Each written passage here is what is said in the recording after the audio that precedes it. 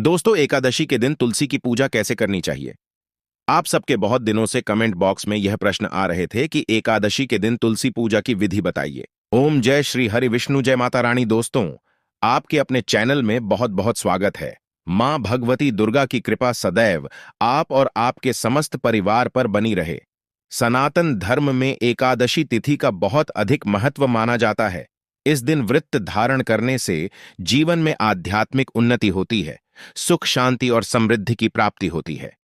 एकादशी के दिन सृष्टि के पालनहार भगवान श्री हरि विष्णु जी की पूजा करने का विधान है और यह दिन उनकी विशेष कृपा की प्राप्ति और उन्हें प्रसन्न करने के लिए बेहद शुभ माना जाता है। हर महीने में 2 बार एकादशी आती है, एक शुक्ल पक्ष में और दूसरी कृष्ण पक्ष में।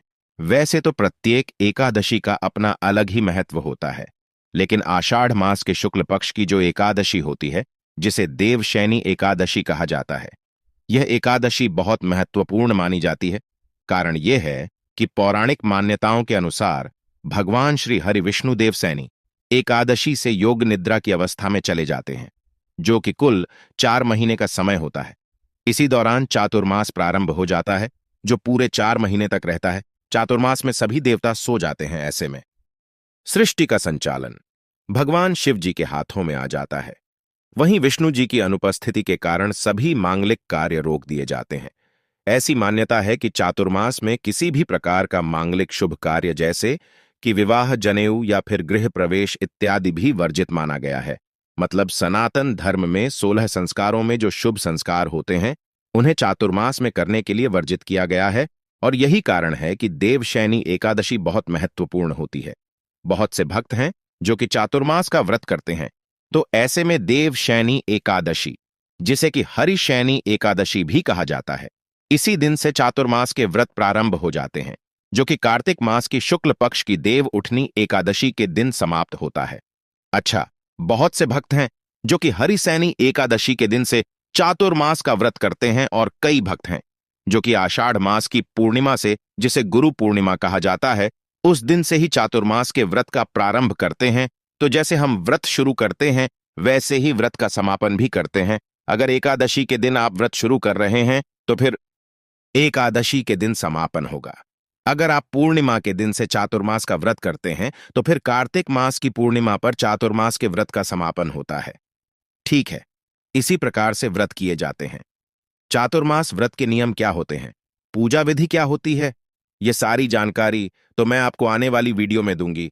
लेकिन आज की वीडियो में आप जानेंगे कि आषाढ़ मास की देवशयनी एकादशी कब है, एकादशी की तिथि कब प्रारंभ हो रही है, कब समाप्त हो रही है, व्रत हमें कब धारण करना है और पारण करने का, यानी कि व्रत खोलने का शुभ मुहूर्त क्या है। भगवान श्री हरि विष्णु की योग निद्रा से पहले हमें किस प्रकार से भगवान श्री हरि विष्णु की पूजा करनी चाहिए, किन मंत्रों का जप करना चाहिए और कौन सा उपाय करें जिससे कि भगवान श्री हरि विष्णु की विशेष कृपा हमें प्राप्त हो, और जिस भी कामना से हम व्रत धारण कर रहे हैं या फिर बिना व्रत के भी पूजा कर रहे हैं, हमारी वह कामना पूर्ण हो। इसके लिए आज विशेष क्या करना चाहिए, संपूर्ण जानकारी आपको आज की वीडियो में शेयर करने वाली हूं।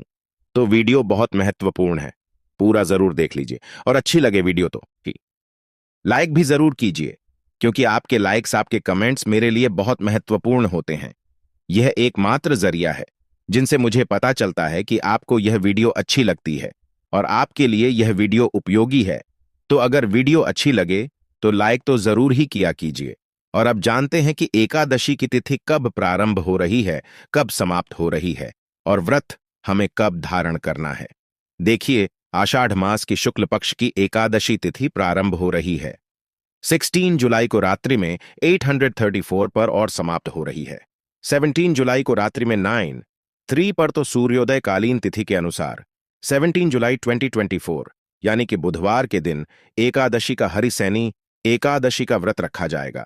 हरिशयनी एकादशी के दिन यानी कि 17 जुलाई को बहुत सारे शुभ योग हमें प्राप्त हो रहे हैं। अमृत सिद्ध योग रहेगा, जो कि 17 जुलाई को सुबह 5 पर प्रारंभ हो रहा है और समाप्त होगा 18 जुलाई को सुबह 3:1 तक। यानी कि पूरे दिन और पूरी रात्रि आपको अमृत सिद्धि योग का संयोग प्राप्त हो रहा है। और इस दिन सर्वार्थ सिद्धि योग भी रहेगा, जो कि आप सभी जानते हैं। सभी कार्यों में सिद्धि के लिए सर्वार्थ सिद्धि योग को शुभ माना जाता है, तो सर्वात सिद्धि योग प्रारंभ हो रहा है 17 जुलाई को सुबह 555 पर और समाप्त होगा 18 जुलाई को सुबह 3:01 तक। तो यह दोनों ही योग अत्यंत ही श्रेष्ठ, अत्यंत ही शुभ है। इस दिन हम भगवान श्री विष्णु की पूजा करते हैं, या फिर मंत्रों का जप करते हैं, या फिर भगवान श्री विष्णु के नाम का स्मरण करते हैं, या अखंड दीप दान करते हैं, रात्रि जागरण करते हैं, तो उसका फल हमें कई गुना होकर प्राप्त होगा। इसलिए अगर आप एकादशी का व्रत करते हैं तब तो अत्यंत ही श्रेष्ठ है। मान लीजिए कि आप व्रत नहीं कर पाते हैं किसी भी कारणवश, तो भी आपको आज के दिन भगवान श्री विष्णु की विधि विधान से पूजा जरूर करनी चाहिए, मंत्रों का जप करना चाहिए। व्रत नहीं करते हैं तो भी आपको अपना भोजन बिल्कुल सात्विक रखना चाहिए, जैसे कि लहसुन, प्याज, मांस, मदिरा। अगर आप बाकी के दिनों में खाते भी हैं तो आज के दिन यानी कि एकादशी तिथि के दिन आपको भूल से भी नहीं ग्रहण करना चाहिए और चावल का भी त्याग करना चाहिए। अब बात करें कि एकादशी व्रत का पारण हमें कब करना है, तो देखिए, एकादशी व्रत का पारण हमेशा द्वादशी तिथि में किया जाता है और द्वादशी तिथि प्रारंभ हो रही है 17 जुलाई को रात्रि में 9:13 पर और समाप्त हो रही है 18 जुलाई को रात्रि में 8:05 पर। तो एकादशी व्रत के पारण करने का जो शुभ मुहूर्त आपको प्राप्त हो रहा है 18 जुलाई को, यानी कि गुरुवार के दिन सुबह 5:13 से 9 बजे तक ठीक है। इसी शुभ मुहूर्त में आपको अपना व्रत खोलना है। तो अगर आप एकादशी का व्रत करते हैं तो 16 जुलाई को आपका दशमी तिथि के नियम का पालन आपको करना होगा। दशमी तिथि को शुद्ध और सात्विक भोजन लेते हैं और अगले दिन एकादशी का हम व्रत करते हैं। व्रत आप फलाहार के द्वारा भी कर सकते हैं, चाहे तो निर्जला भी धारण कर सकते हैं, जैसी भी आपकी शारीरिक क्षमता हो। अगर आप फलाहार से करते हैं तो फल में आप कोई सा भी फल खा सकते हैं, दूध ले सकते हैं, फलों का रस ले सकते हैं, मतलब फलाहार और जलार के द्वारा आप एकादशी का व्रत धारण कर सकते हैं। फिर अगले दिन द्वादशी तिथि में अपने व्रत को खोलना चाहिए, व्रत का पारण करना चाहिए। ठीक है, इसी प्रकार से दशमी से द्वादशी तक के नियम होते हैं।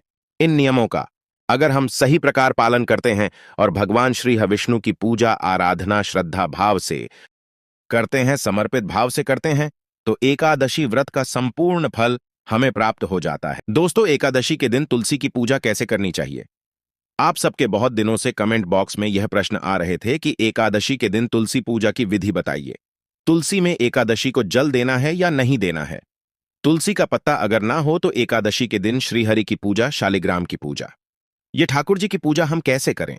और तुलसी को जो हम भोग लगाते हैं, क्या हम उसे ग्रहण कर सकते हैं? उस भोग का क्या करना चाहिए? और एकादशी के दिन जब हम तुलसी की पूजा करते हैं तो किस मंत्र का जप करना चाहिए? कैसे हमें तुलसी की पूजा एकादशी के दिन करनी चाहिए? तो इन सभी प्रश्नों के जवाब मैं आपको आज की वीडियो में देने वाली हूं। वीडियो पूरा जरूर देखें और अगर आपको आज की वीडियो अच्छी लगे तो लाइक भी करें। ज्यादा से ज्यादा इस वीडियो को शेयर करें, क्योंकि तुलसी हर घर में होती है। हिंदू धर्म में तुलसी का बहुत ही अधिक महत्व, तुलसी को मां लक्ष्मी का स्वरूप माना गया है और तुलसी की पूजा से घर में धन का आगमन होता है, मां लक्ष्मी और विष्णु की कृपा मिलती है। इसलिए तुलसी की पूजा में कुछ विशेष सावधानी रखनी चाहिए। तुलसी की पूजा में की गई गलती से लक्ष्मी नष्ट हो जाती है और जब लक्ष्मी रूठ हो जाती है, तुलसी रोस्ट हो जाती है, तो घर में धन का अभाव होता है, आर्थिक तंगी आती है, कर्ज में गिर जाते हैं, नकारात्मक शक्तियों का वास घर में हो जाता है और तरह तरह की बीमारियों से घिर जाता है। पूरा परिवार घर में तनाव का माहौल हो जाता है और क्लेश का वातावरण बनने लग जाता है। तो तुलसी की पूजा वह जरूरी है, सावधानियों के साथ, नियमों के साथ करना, क्योंकि तुलसी एक बहुत ही महत्वपूर्ण पौधा है, देव स्वरूप होता है। यह देव तुल्य पौधा है, तो इनकी पूजा देवता के समान करनी चाहिए। मां लक्ष्मी के समान ही तुलसी की पूजा भी हमें करनी चाहिए और शीघ्र खाओ, बिल्कुल वैसे ही करनी चाहिए जैसे कि हम मां लक्ष्मी की मूर्ति या तस्वीर का करते हैं। तो एकादशी के दिन में तुलसी पूजा कैसे करनी चाहिए, इस बारे में बात करते हैं। एकादशी के दिन तुलसी में जल देना है या नहीं देना, सबसे पहले बात करते हैं।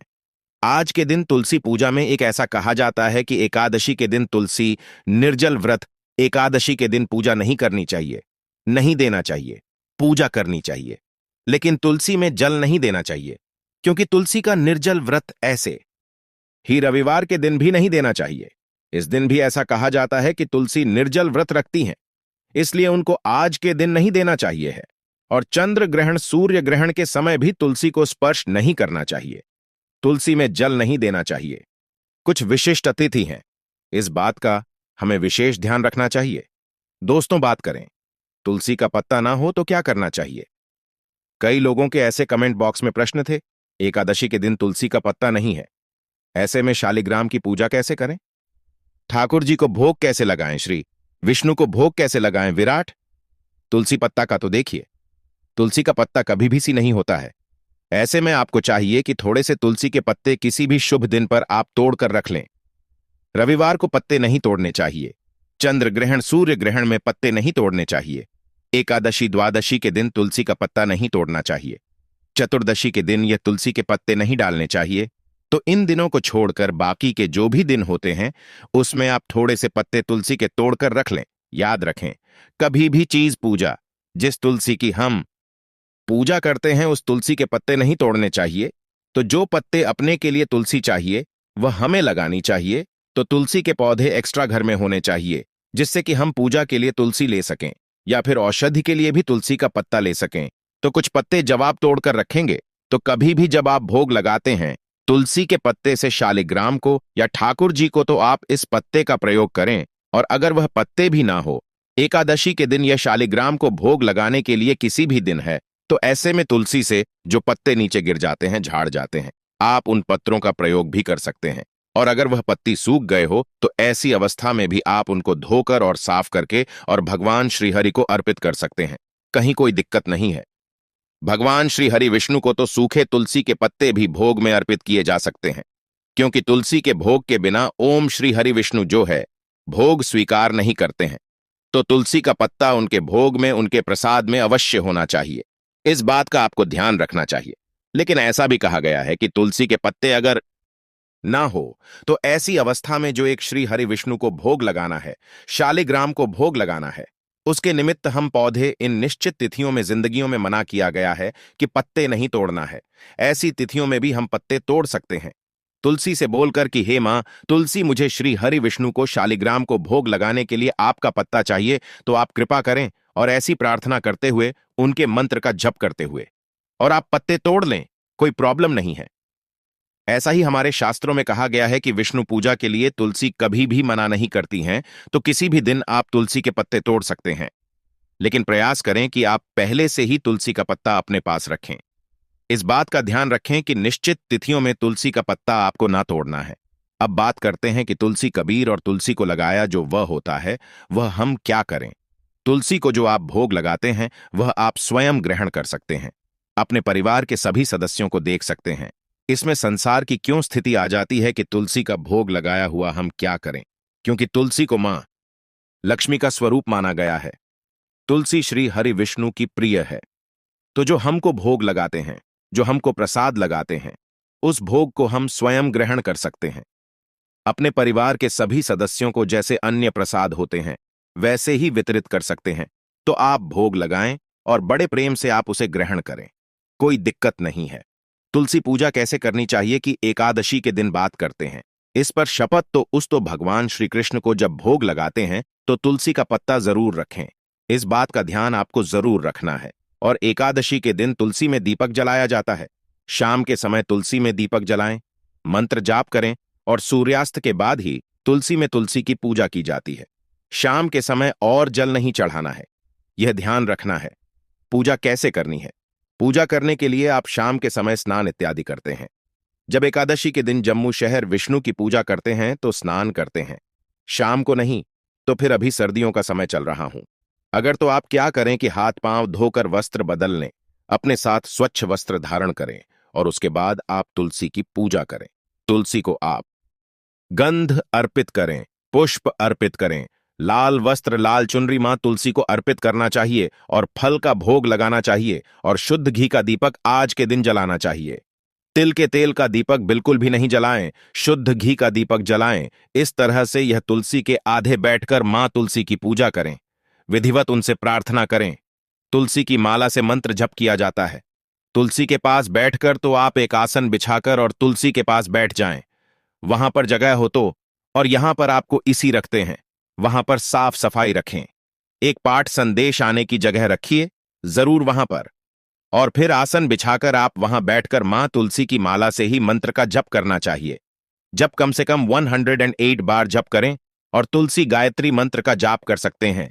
तुलसी नाम अष्टक का जप कर सकते हैं, जैसे तुलसी गायत्री होता है, ओम श्री तुलस्यै विद्महे विष्णुप्रियाय धीमहि तन्नो वृंदा प्रचोदयात्। इस तरह से इस मंत्र का जप करें। कम से कम एक माला तुलसी की माला से इसका जाप करें। इस तरह से अगर आप करते हैं, शाम के समय यह विधिवत जैसे पूजा की जाती है।